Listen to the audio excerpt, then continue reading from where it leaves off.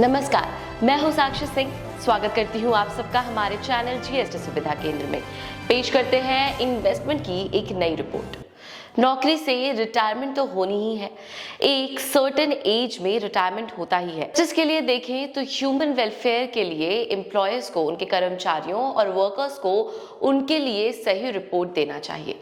सही एम्प्लॉयर होने के लिए सरकारों को न केवल अच्छी सैलरी देनी चाहिए, बल्कि उनके रिटायरमेंट के बाद उनके वेलफेयर और पेंशन में अच्छा योगदान भी करना चाहिए। कॉन्ट्रीब्यूटरी प्रोविडेंट फंड यानी सीपीएफ कर्मचारी और नियोक्ता यानी एम्प्लॉयर के लिए एक फंड में इक्वल कंट्रीब्यूशन करने के लिए दिया जाता है, जो अर्न्ड इंटरेस्ट के साथ कर्मचारियों को रिटायरमेंट पर एक साथ दिया जाएगा।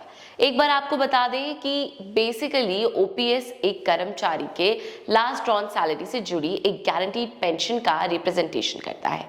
एक सरकार के लिए ये एक कमिटमेंट का रिप्रेजेंटेशन करता है, जिसे हर कीमत पर पूरा करना होता है। ओपीएस एक पेंशन ओरिएंटेड स्कीम के लिए कमिटमेंट का भी रिप्रेजेंटेशन करता है। वहीं दूसरी तरफ एनपीएस एक तरह का इन्वेस्टमेंट है। अब आप इन्वेस्टमेंट के पर्पस से एनपीएस चुन सकते हैं, लेकिन ओपीएस केवल पेंशन ओरिएंटेड स्कीम है और इसलिए ओपीएस से या एनपीएस से आप किसी दूसरी योजना में स्विच नहीं कर सकते, क्योंकि ये स्कीम कर्मचारी के जीवन भर की रेवेन्यू की एक अश्योर्ड स्ट्रीम नहीं देती थी। इसलिए केंद्र और राज्य सरकारें जनरल प्रोविडेंट फंड यानी जीपीएफ कम फैमिली पेंशन लेकर आई, जिसे अब ओल्ड पेंशन स्कीम कहा जाता है। कर्मचारी अपने पीपीएफ में योगदान करेंगे, जिसे नियोक्ता एक ट्रस्ट के माध्यम से निवेश और मैनेज करेंगे, और कर्मचारी रिटायरमेंट पर कुल योगदान के साथ साथ योगदान पर कमाया हुआ ब्याज भी लेंगे। इसके अलावा कर्मचारी जीवन भर के लिए मंथली पेंशन के रूप में मिले लास्ट सैलरी का 50% तक पाने के लिए एलिजिबल होंगे। अब नए मिलेनियम की शुरुआत तक ये व्यवस्था जारी रही, जब केंद्र सरकार ने आर्थिक या राजनीतिक एक्सपीडियंसी के पॉइंट ऑफ व्यू से योजना की फिर से जांच शुरू की। ओपीएस को अनसस्टेनेबल और सरकारी खजाने पर बोझ घोषित किया गया था और इसलिए इसे 2004 में बंद कर दिया गया था। उसके बाद नियुक्त सभी कर्मचारी, जिनमें वे शामिल हैं जिन्हें पहले नियुक्त किया गया था लेकिन जो 2004 के बाद स्थापित गवर्नमेंट ऑटोनॉमस इंस्टीट्यूशन में शामिल हुए थे, उन्हें नई पेंशन योजना के तहत शामिल होने के लिए कहा गया। नवंबर 2022 के अंत तक एनपीएस में 23.43 लाख केंद्र सरकार और 59.23 लाख राज्य सरकार के कर्मचारी थे। ओपीएस को दोबारा लाने के लिए एक शोर फिर से बढ़ रहा है।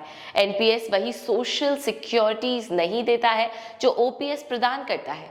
एनपीएस में निवेश पर बेनिफिट वेरिएबल है, क्योंकि ये बाजार जोखिमों के अधीन आ जाता है। रिटायर लोगों के सामने आने वाली दिक्कतों को देखते हुए छत्तीसगढ़ और राजस्थान में ओपीएस वापस लाया गया है। आंध्र प्रदेश और हिमाचल प्रदेश भी ओपीएस को लाने के लिए सोच रही है। इस प्रकार ओपीएस की मांग न केवल जोर पकड़ रही है, बल्कि कई राजनीतिक दलों का समर्थन भी प्राप्त कर रही है। इसलिए एनपीएस में एम्प्लॉयर के योगदान यानी कंट्रीब्यूशन से 10 से बढ़कर 14% कर दिया है, ताकि संपत्ति को और बढ़ाया जा सके।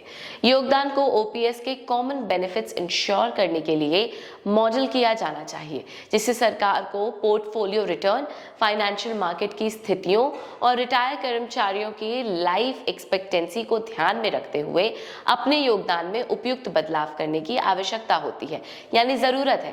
इस तरह के पॉइंट ऑफ व्यू से पब्लिक एक्सचेकर पर भी भारी बोझ खत्म हो जाएगा और साथ ही ओपीएस फिलहाल जो केवल पेंशन देता है, उसको और चीजों की भी गारंटी मिल जाएगी। अब आप बताइए कि आपके लिए क्या बेहतर ऑप्शन होगा, ओपीएस या एनपीएस? आप क्या सोचते हैं आज की मार्केट और इन्फ्लेशन को बढ़ते हुए देख के कि आपको क्या चुनना चाहिए, ओपीएस या एनपीएस? आप कहाँ इन्वेस्ट करना चाहेंगे और किस पर्पस से इन्वेस्ट करना चाहेंगे? आज की रिपोर्ट में इतना ही, और लेटेस्ट अपडेट्स के लिए सब्सक्राइब कीजिए हमारा चैनल और लाइक और शेयर कीजिए इस वीडियो को और मेंशन कीजिए अपने डाउट्स या